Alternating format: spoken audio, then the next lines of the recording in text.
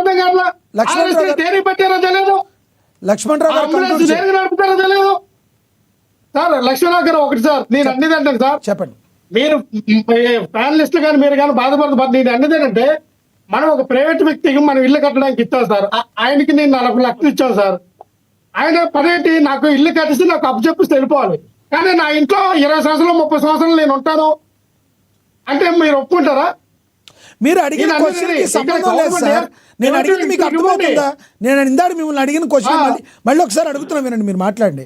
నేనేం అడిగానంటే, ప్రైవేట్ వ్యక్తికి అప్పు చెప్పాల్సిన అవసరం ఏంటి, గవర్నమెంట్ దగ్గర ఆ కట్టే వ్యక్తులు ఉండరా? కాదు, ఉంటారు.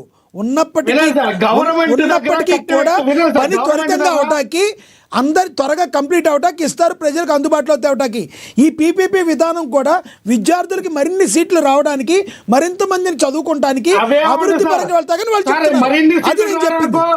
చంద్రకాంత్ ఇవన్నీ తప్పు రాస్తారు, ఆ మాట్లాడదు సార్. మరిన్ని సీట్లు కాదు, ఆ యొక్క కాలేజీ ఆ పటాన్ బట్టి ఎన్ని సీట్లు అలాట్మెంట్ చేయాలి అన్ని సీట్లు అనౌన్స్ చేస్తుంది. అంతేగాని ప్రైవేట్ వాళ్ళు కడితే 50 సీట్లు, గవర్నమెంట్ వాళ్ళు కడితే 20 సీట్లు కాదు.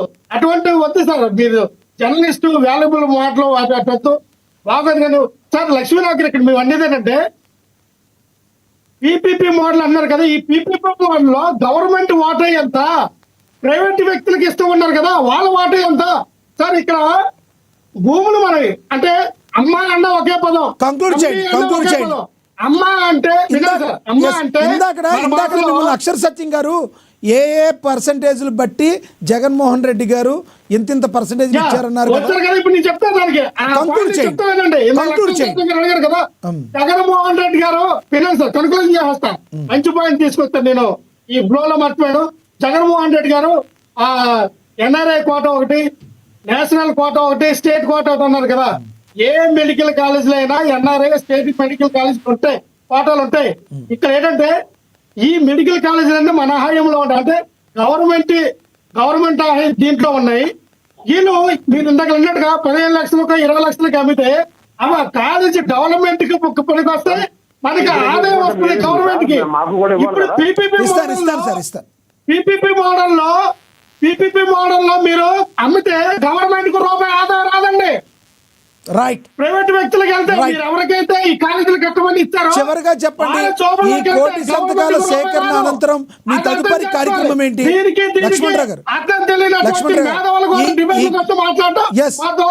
లక్ష్మణరావు గారు, కోటి సంతకాల సేకరణ అనంతరం మీ నెక్స్ట్ కార్యక్రమం ఏంటి? ఏం చేయబోతున్నారు?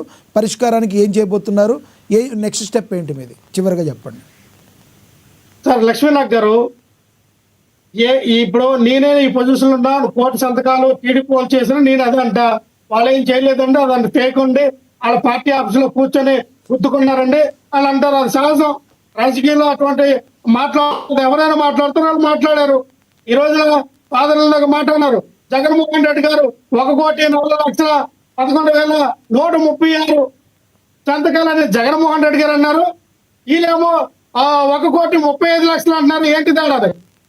1,04,11,136 సంతకాలు. రైట్. ఇది రికార్డు. రైట్. ఇది జరిగిన ఈ సంతకాలు. సమయం అయిపోయింది. మీరు చెప్పిన భావం అర్థమైంది, మీ ఫీలింగ్ అర్థమైంది. అన్యదా భావించొద్దు, సమయం అయింది. మరింత మంది కంక్లూడ్ చేయాల్సింది. లక్ష్మణరావు గారు, మీ యొక్క ఫీలింగ్ అర్థమైంది. అర్థమైంది. సమయం లేదు, ప్లీజ్ అన్యదా భావించండి, అర్థం చేసుకోవాలి మీరు. సమయం అయిపోయింది.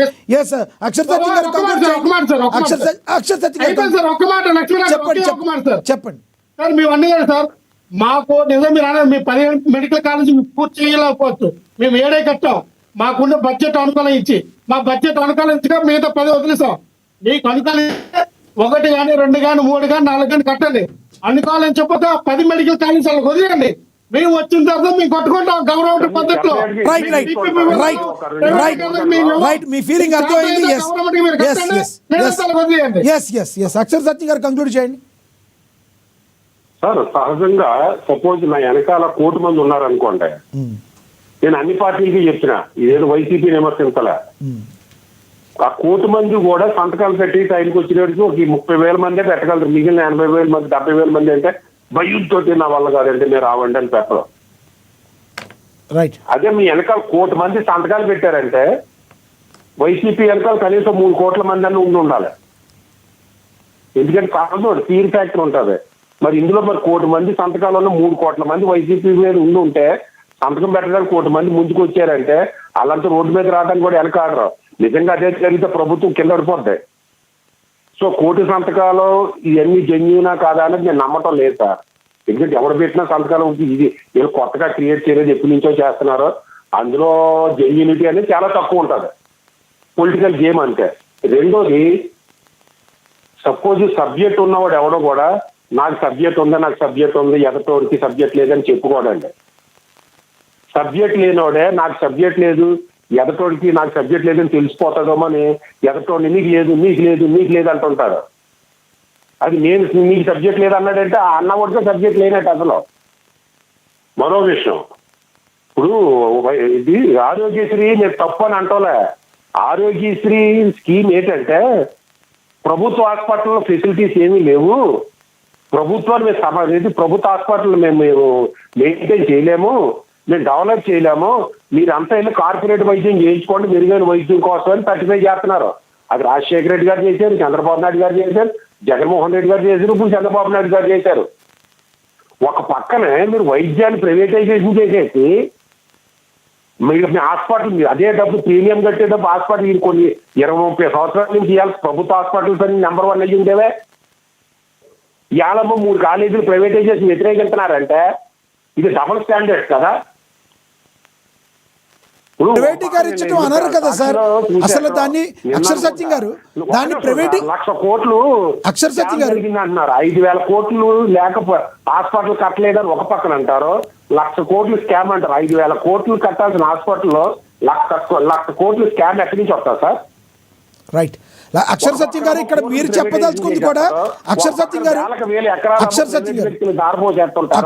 గారు ఇక్కడ మీరు చెప్పదలుచుకుంది కూడా పీపీపీ అంటే అది ప్రైవేటీకరణ అయినట్టు కాదు. ఏదైతే గతంలో ఈ హాస్పిటల్కి సంబంధించి ఆరోగ్యశ్రీ ఉందో అది ప్రైవేటీకరణ అయినట్టు కాదు. ప్రజలకి అందుబాటులోకి వేరే వైద్యం కూడా తేవటం అది ఎంత ఉద్దేశమో ఈ ఇప్పుడున్న పీపీపీ విధానం కూడా అంతే ఉద్దేశమని మీరు చెప్పేది, అంతే కదా? 30 seconds కంప్లీట్ చేయండి, ఇంకో 2 ఉన్నారు. పీపీపీ అంటే మీరు నేను అనుకుందాం. రాజశేఖర రెడ్డి గారు నమ్ముతారు కదా వాళ్ళు. రాజశేఖర రెడ్డి గారు అసెంబ్లీలో చెప్పారు పీపీపీ అంటే ఏటో, అది వినమనండి సార్ వైసీపీ నాయకుల్ని.